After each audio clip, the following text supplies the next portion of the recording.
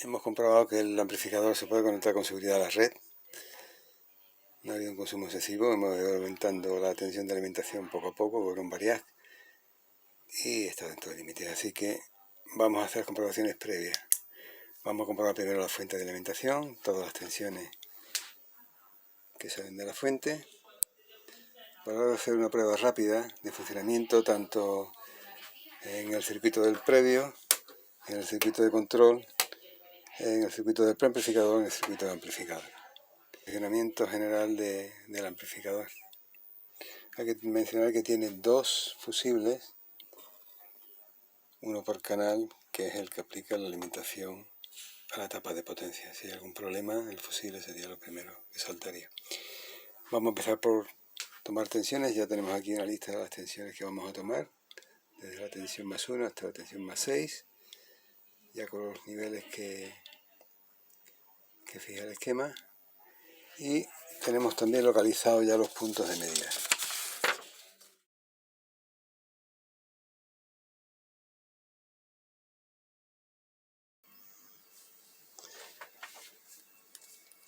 Vemos que la entrada estaría aquí.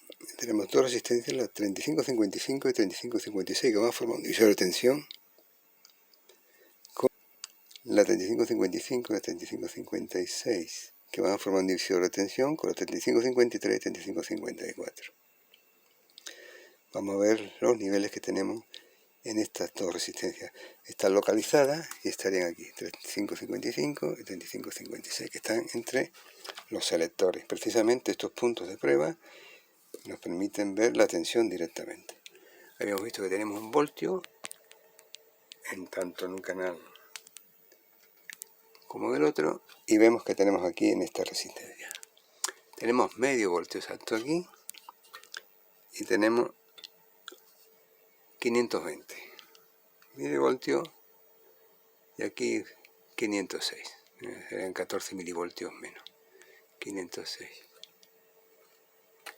y aquí 520, 14 milivoltios menos. Bien, eso va a proporcionar una salida real en las resistencias. Eso va a proporcionar una salida real en el colector de estos dos transistores, que vamos a ver si son exactamente iguales o no, o hay algún problema anterior. Aquí sería la R3321 y 3322. 3321 y 3322. 3321 y 3322. Este punto es común, así que colocamos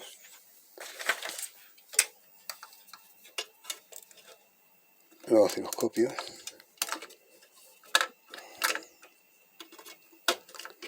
Colocamos el osciloscopio en un punto de resistencia y la otra sonda en la otra resistencia. Y vamos a comprobar los dos canales cómo amplificar. Aquí tenemos las dos con el volumen al máximo. Vemos que había un problema de amplitud. Este problema de amplitud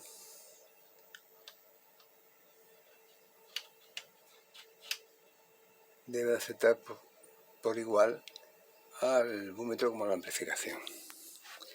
Aquí tenemos que el búmetro del canal derecho marca 60, así que está bastante bien alineado, corresponde con una entrada, un voltio RMS en la entrada auxiliar, mientras que este está marcando distinto. Es decir, que hay un problema. Mientras que este es lineal, aunque es logarítmico, lineal en el movimiento.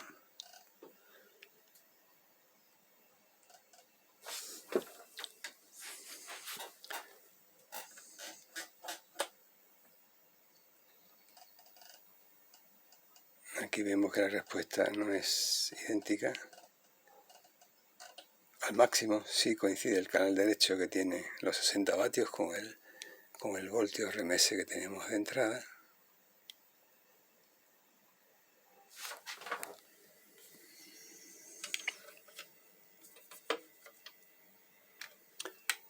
Que se convertía en medio voltio en el punto de ataque. Vamos a ver, aquí tenemos unos condensadores de 10 microfaradios.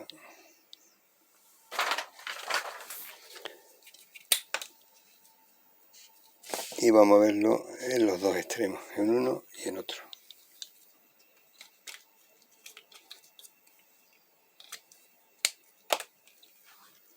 Lo localizamos primero.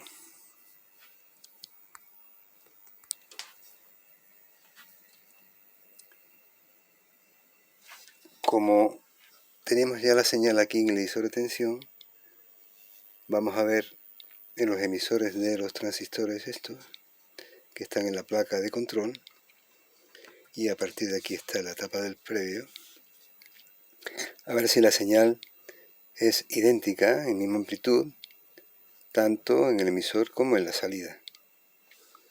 La base se ha aplicado a través de la resistencia del divisor de tensión. Vamos a ver los emisores de los transistores. El 6551 y 6552.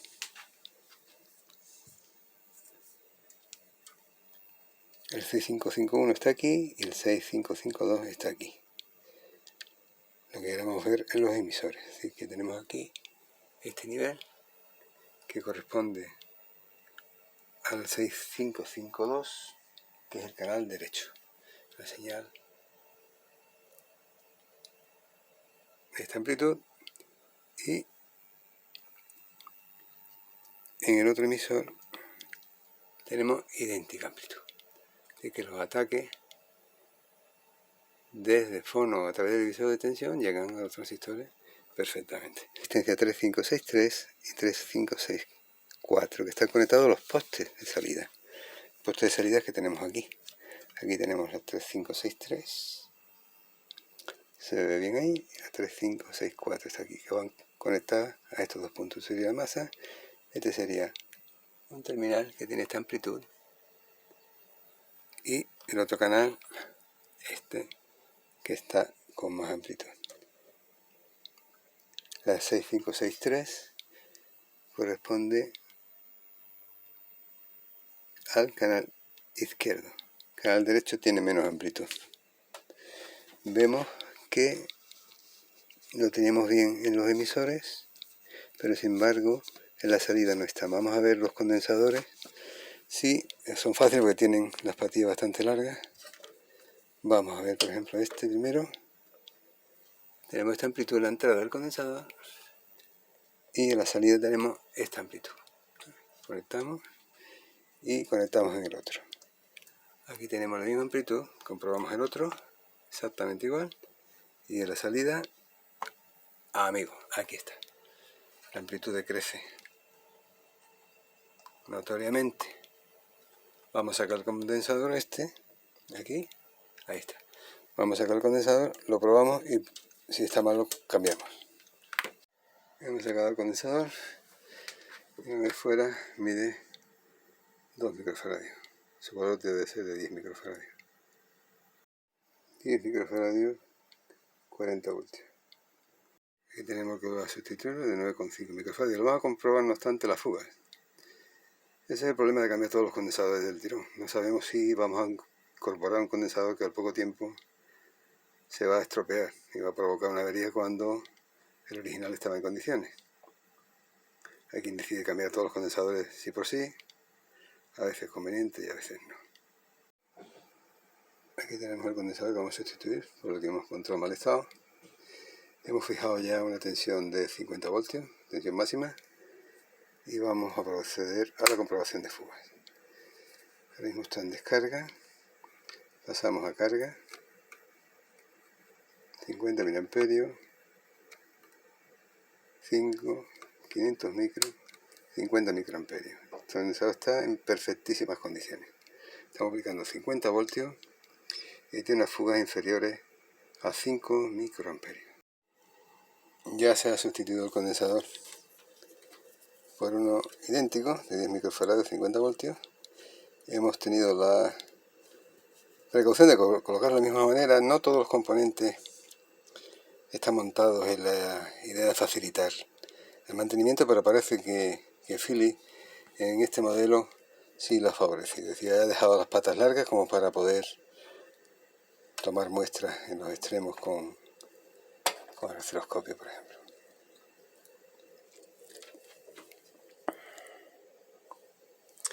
Bien, encendemos el equipo. Mira, ya vemos que las indicaciones son prácticamente las mismas, con algunas pequeñas variaciones que veremos a ver después. Son lineales. Aquí se produce la distorsión y por igual en los dos equipos, así que habrá que reducir esa señal de entrada de línea, que me voy a fijar en 1 voltio para que al máximo no produzca distorsión. Lo podemos hacer sobre la marcha. Vamos reduciendo amplitud hasta que lleguemos al voltaje que necesitamos para 60. Habrá pequeños ajustes que habrá que hacer después, pero tenemos ahí que tenemos 60 vatios, una indicación de 60 vatios idéntica en ambos canales.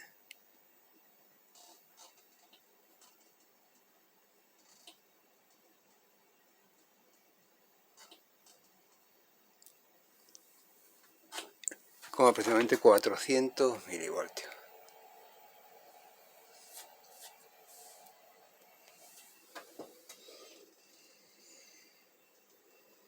Lo máximo. Y tenemos un vatio con el volumen medio, completamente lineal. Aquí podemos ajustar en cuanto a las amplitudes que tiene para que sea exactamente. El búmetro, la balística del búmetro no va a afectarnos mucho con la indicación, porque no vamos a tener un momento de percibir las dos agujas en el mismo sitio.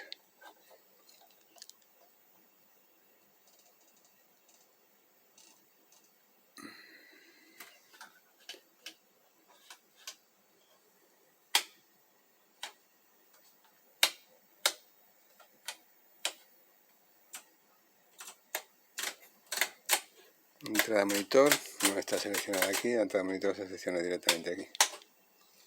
Luego vamos a comprobar todos los condensadores electrísticos, no vamos a dejar ninguno sin levantar y comprobar. Sobre todo los de la fuente y los de acoplo. Una vez que se haya solucionado la avería de la tapa de potencia que ha fundido el fusible, que es probable que uno de los transistores o dos esté en malas condiciones. Muy bien, sigamos.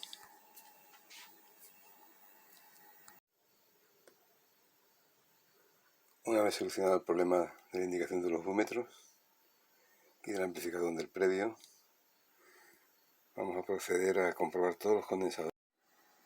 Una vez comprobado todos los condensadores electrolíticos,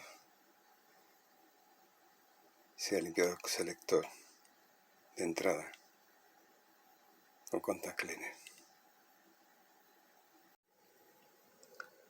Se ha levantado una de las patillas de todos los condensadores que se han podido, con excepción de 2323 y 2324, que ha habido que sacarlo completamente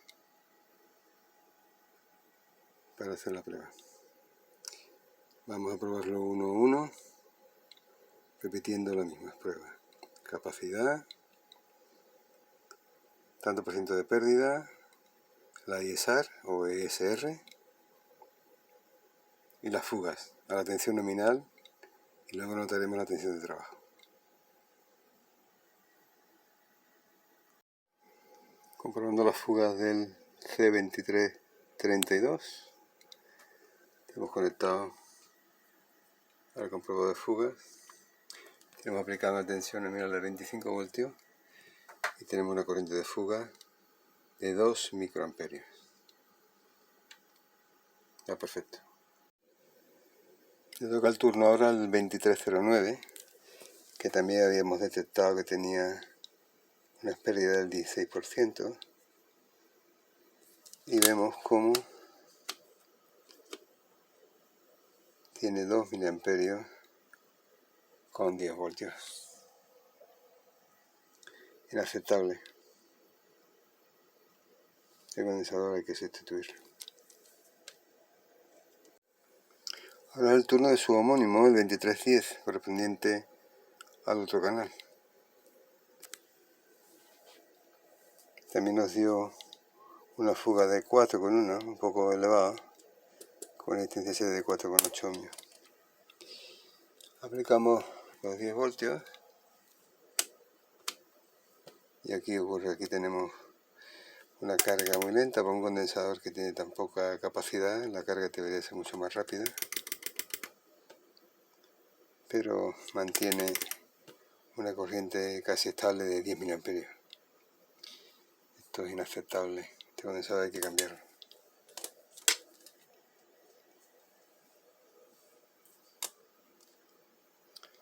Va cayendo, pero aún así esto no se puede consentir.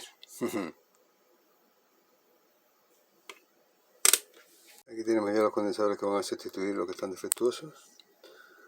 Dos condensadores de 47 microfaradios en vez de 10 voltios, de 25. Y dos condensadores de 220 microfaradios que en vez de 16 voltios de 25 también. Antes que nada lo vamos a comprobar completamente, antes de colocarlo. Ya se han comprobado todos los condensadores electrolíticos que van a reemplazar a los que estaban defectuosos. Este es el último, estamos aplicando 25 voltios, la tensión nominal para este condensador es de 10 voltios. La tensión de trabajo para este condensador es de 10 voltios, pero con 25 voltios tiene 4 microamperios. Un poco de limpieza nunca viene mal, y vamos a aprovechar para hacerle el cero a los búmetros. La posición de reposo no coincide exactamente con el punto del cero. Vamos a hacer que coincida y seguimos adelante. Ya tenemos la indicación exacta del cero del búmetro, en condiciones de reposo, y seguimos. Ya se han comprobado todos los condensadores del amplificador. Se cambió uno en la placa de control y se han cambiado 4 en la placa del previo. 2 de ellos corresponden a los condensadores de salida del previo, que van a la tarjeta de amplificador final. La tarjeta del amplificador final está desconectado, se le quita la alimentación a través de lo posible, y vamos a analizar el funcionamiento desde la tarjeta de entrada, la tarjeta de control y tarjeta previo, con señales estándares, tanto de tape como de fono y la entrada auxiliar, así como la tuner y el monitor. Ahora mismo tenemos la entrada en la cinta B, tenemos la señal estándar para máxima señal, ahí tenemos los 60 vatios indicados. Lo tenemos en mono, las dos señales son idénticas y se aplican por separado a las entradas, y con la función mono unificamos las dos señales y las unimos. Y hay cero variación, es decir, las amplitudes están perfectas.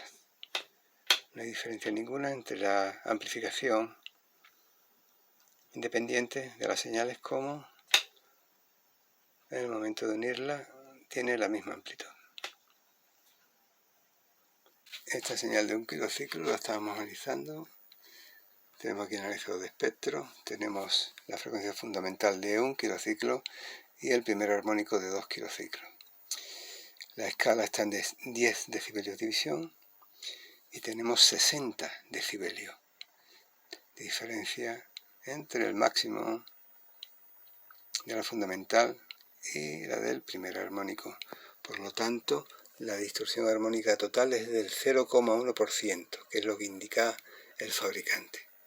Nos falta la etapa de salida y aquí habría que descontar la distorsión que tiene o que puede tener el generador de audio. Con este porcentaje nos aseguramos una calidad excelente. Vemos que la amplitud de salida sería, esto hay que multiplicarlo por 10, tenemos aquí una atenuación de 20 dB en voltaje, lo que equivale a una división de por 10. Por lo tanto, eso sería 1,13 voltios, que corresponde además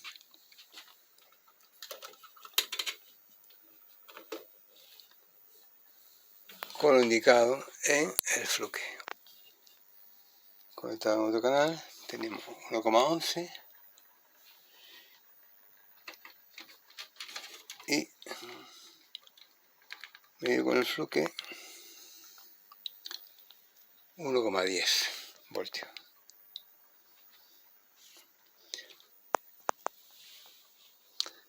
Y la distorsión armónica igual, 0,1. Está perfecto. En cuanto lleguen los transistores de salida que están pedidos, nos liaremos con la etapa de salida en cuanto a potencia, pero vamos a ir adelantando y vamos a ir comprobando todos los condensadores de la etapa de potencia. Vamos a ello.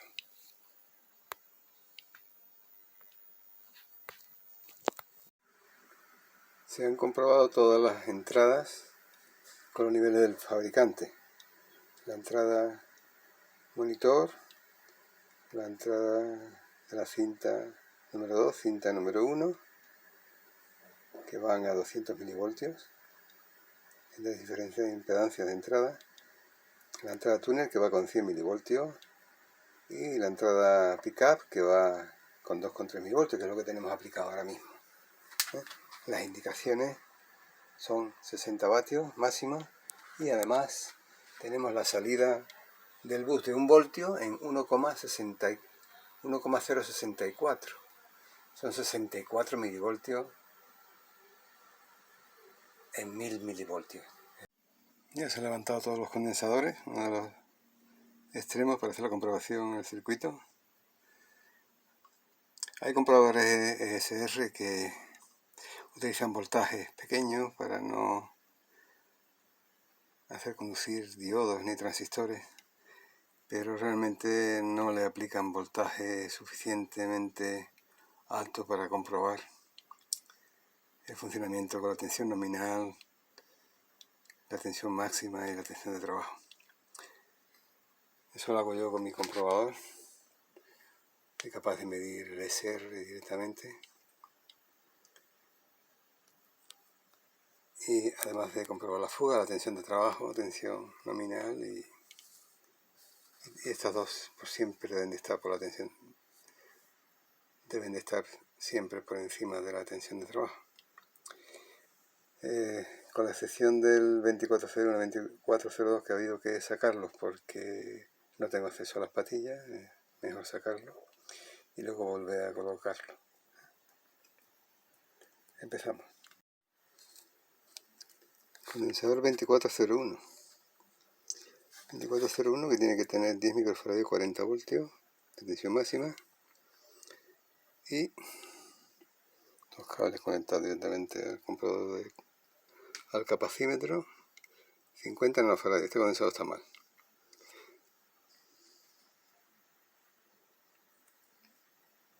Y es probable que el otro esté en las mismas condiciones, ahora lo probaremos.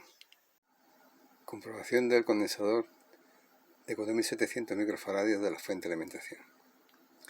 Tiene aplicado 63 voltios, el máximo es de 65 y las fugas de este condensador a este voltaje son 35 microamperios. Considera más que aceptable. El condensador se volverá a colocar en su sitio. Aquí se está comprobando uno de los condensadores de salida. Estamos aplicando 51 voltios, nunca va a tener este voltaje, a menos que haya un cortocircuito directo desde la fuente de alimentación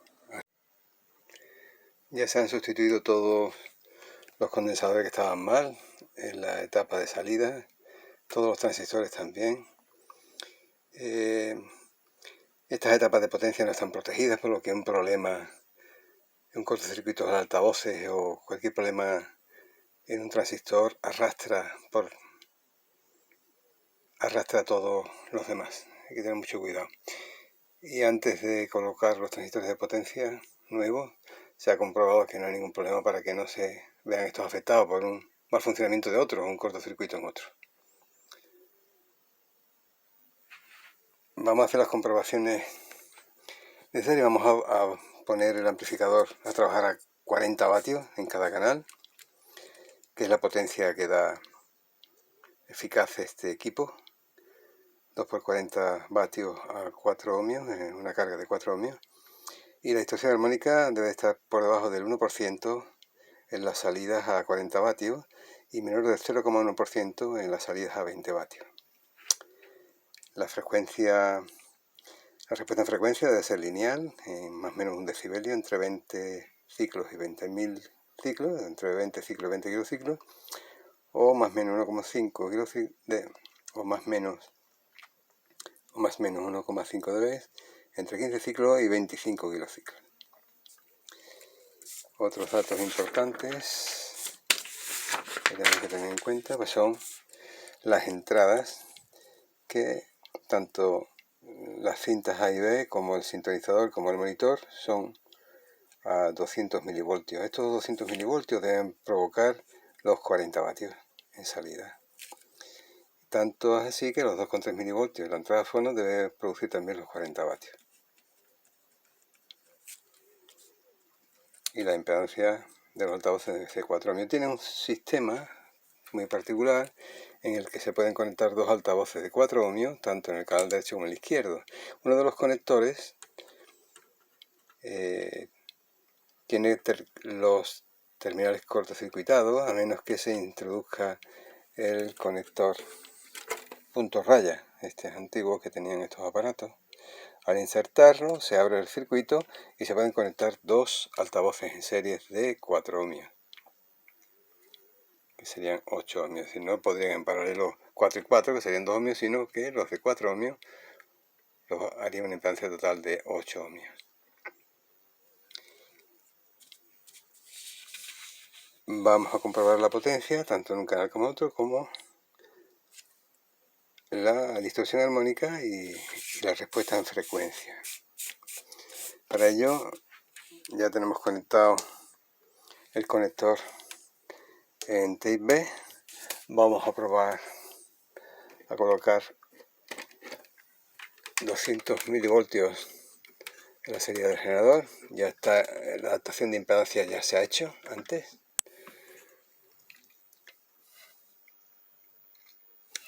Y vamos a ver qué ocurre.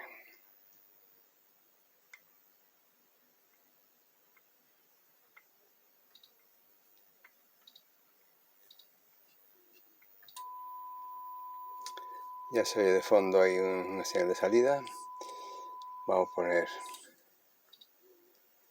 una amplitud de 200 milivoltios RMS.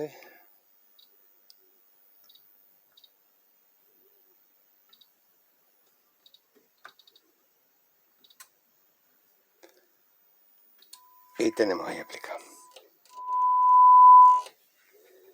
Bien, vamos a conectar exclusivamente la carga.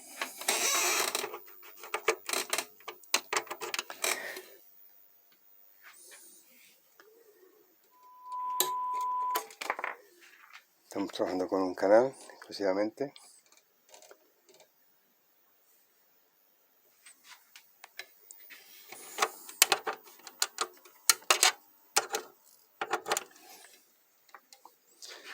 Ya tenemos aquí la señal de salida. Ponemos el voltímetro.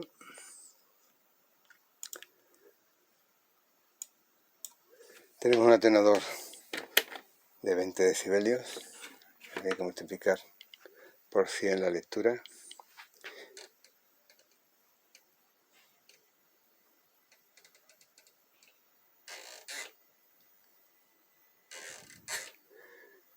estaría dando 11,6 voltios. Tenemos que asegurarnos que es la señal de entrada. Frecuencia en kilociclo, la amplitud 200 milivoltios. Para saber qué tensión vamos a obtener en 4 ohmios, tenemos que la potencia es igual a tensión al cuadrado partido de la resistencia. La potencia serían 40 vatios. Sería V al cuadrado, tensión al cuadrado, o entre 4. Entonces V sería igual a la raíz cuadrada de 10.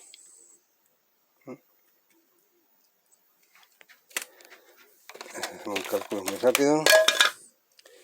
10. La potencia es igual a la tensión al cuadrado a partir de resistencia. Eso serían 40 vatios, sería tensión al cuadrado, es V al cuadrado partido por 4 ohmios, sería resistencia. Por lo tanto, el voltaje sería la raíz cuadrada de 4 por 40, que serían 160, la raíz cuadrada de 160. 160, raíz cuadrada, y serían 12,64. 12,64, que serían voltios RMS. Esa sería la salida del amplificador.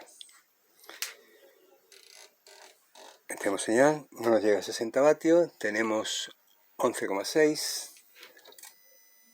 Vamos a conseguir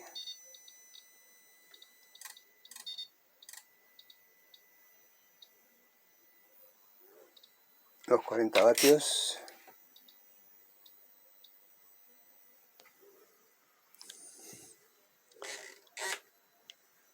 Tenemos 12,7.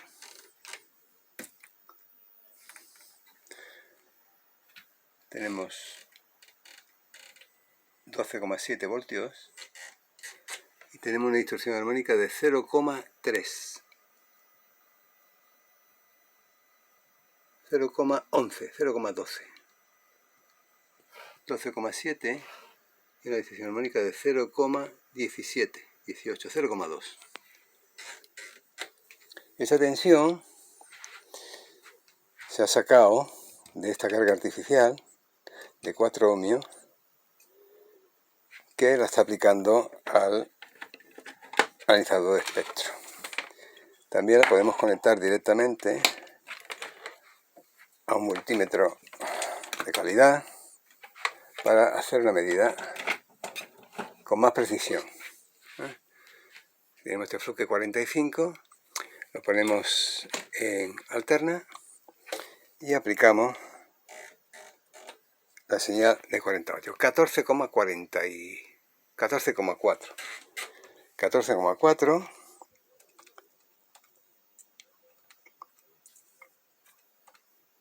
que hace una potencia de 51 vatios, 51,84.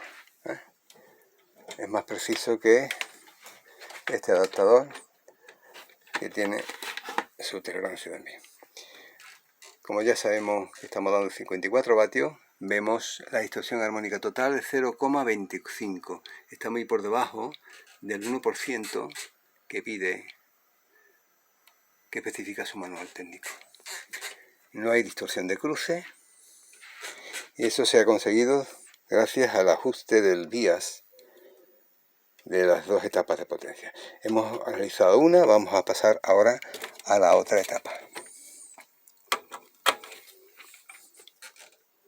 Aquí tenemos conectado la salida del otro canal.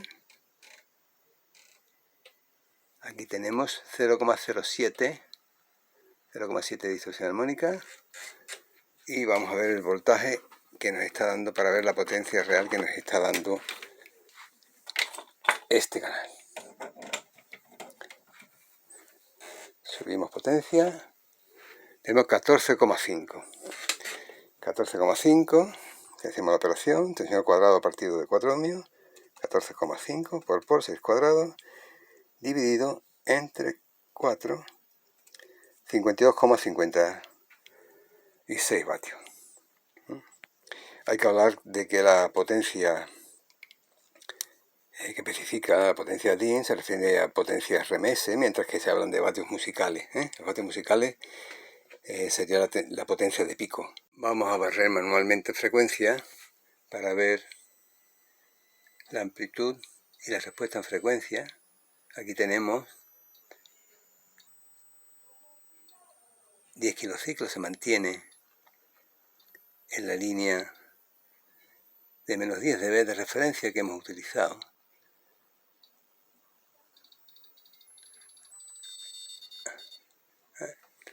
Es una respuesta plana. Ya está terminado y cerrado.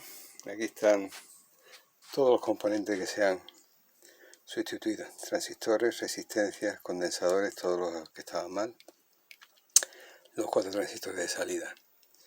Se han puesto los originales porque no cabe poner otra cosa en este amplificador. Ya tenemos una señal aplicada en Bluetooth.